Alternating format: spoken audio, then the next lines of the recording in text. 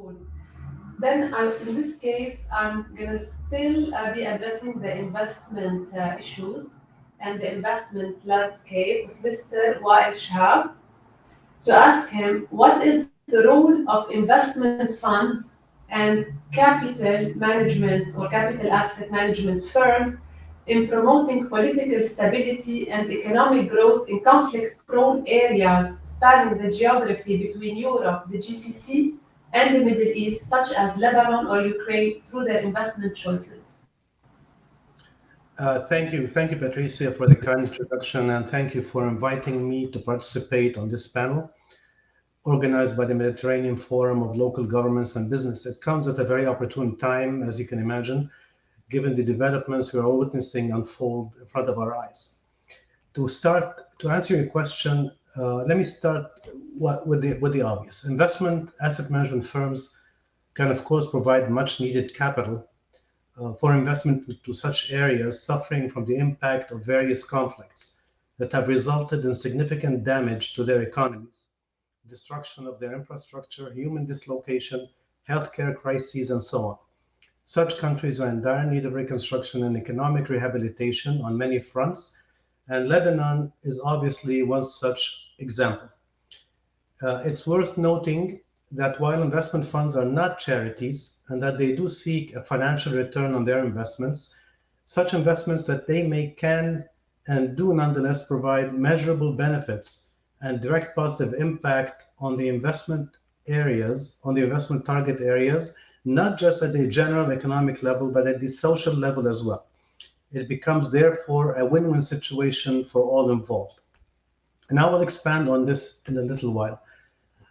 Such investments would also aid in raising confidence in the country and would help attract other foreign direct investments, which will in turn help the country reduce dependence on debt issuance or seeking loans from various lenders.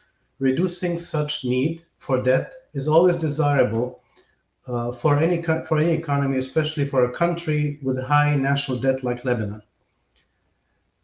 Improved governance and transparency. Asset management firms and investment funds require a certain level of governance and transparency. They indirectly, therefore, promote better political and business environments. There are a few things to highlight within what I just mentioned. One of the most important impacts of such investments in these economies recovering from wars is, number one, is employment creation. Creating jobs in various sectors such as infrastructure, healthcare, technology, energy, telecommunications, and others, in turn improves living standards. It reduces social tensions, reduces crime and illegal activities, and expands the taxable income base for the state, which desperately needs such income, such tax revenue. The second impact would be in skills training and technology transfer, as investing in these economies in any sector would most of the time require such extra training. Supporting entrepreneurs and small and medium enterprises. Small businesses are the backbone of any free economy in most countries. By expanding that base, this helps the country diversify its economic base as well, and helps alleviate dependency on government and demands on public funds.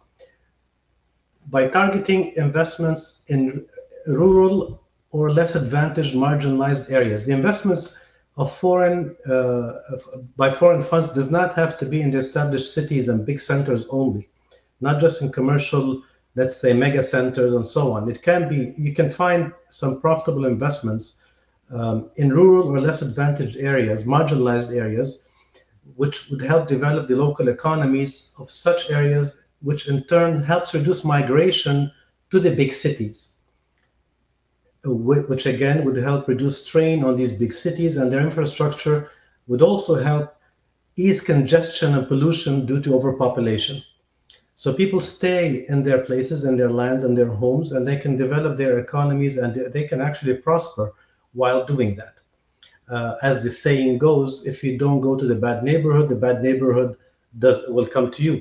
And as such, this would also reduce dependence on crime, on illicit activities such as drugs, cultivation, and trafficking.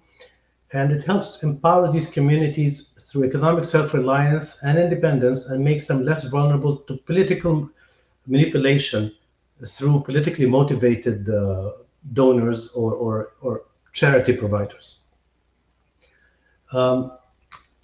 Such targeted investments in less advantaged areas can be in the fields of healthcare, tourism, agriculture, even some light industries such as food processing and the like. Thank you so We much, have Mr. been, Shah, for this. We have, by the way, we have fixed the technical issues, so we're going to go back to the political and then come back to investment again with the second question. All right? certainly, sure.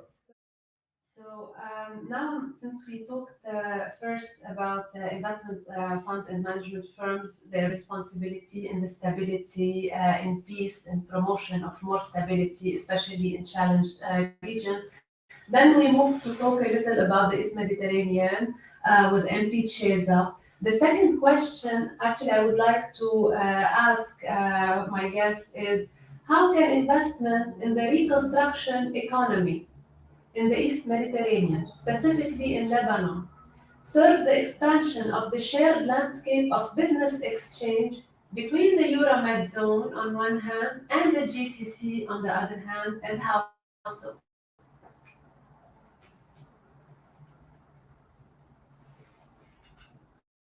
Investing in the reconstruction and infrastructure of Lebanon is a necessary first step for the country to be able to play such a role in regional exchange. It is hard to imagine any meaningful business exchange when the infrastructure of Lebanon is not there. But there is one obvious area where such regional exchange can be promoted, which is in trade and investment hubs. So investment funds can help develop regional trade and investment hubs that encourage economic integration. For example, firms investing in logistics, trade finance, supply chains can facilitate the flow of goods and services across borders in the region, between the Middle East, Arabia, the GCC, and Europe, and Africa, actually, for that matter. This can also create interdependencies that foster greater political stability through economic cooperation. One very obvious example, again, is the power grid, the transfer of electricity between these countries. Another example where Lebanon can play a crucial role is in the area of water supply. Lebanon has significant water resources in an area overall which doesn't. However, Lebanon's water resources need developing.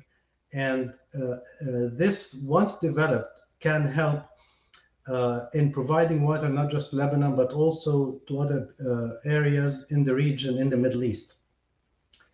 Another example, which is again extremely obvious, is the port of Beirut. As you know, it was destroyed in 2020 in the unfortunate explosion.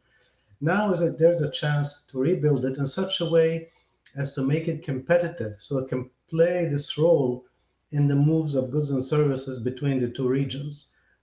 I'm sure you've all heard of the various projects being planned, and some even started to be executed in the area in order to enhance trade and commercial exchange between Asia, the Middle East, and Europe, like, for example, railroads, the proposed India-Arabia-Israel-Europe trade route. And the new port of Beirut can be planned and positioned competitively to benefit from the ensuing transit business.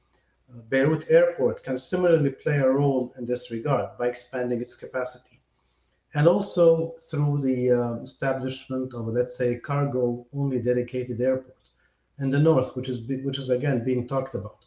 And all these projects can be structured as investment in such a way as to provide adequate investment returns to foreign funds. Another example, which is not totally commercial, but it's worth mentioning here, about the exchange between Europe and the GCC and Lebanon, is that the American University of Beirut established its Cyprus campus recently and started receiving students from the European Union, providing teaching staff from Lebanon. This is the clearest example of cultural exchange, in my opinion. Another area, again, where Lebanon has a natural niche is tourism.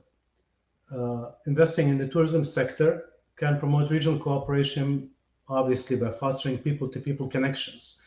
Um, it contributes to the local economy and also help increase the region's overall visibility on the global stage. So these are the 3 or 4 areas that I see as where that fit into as an answer to your question.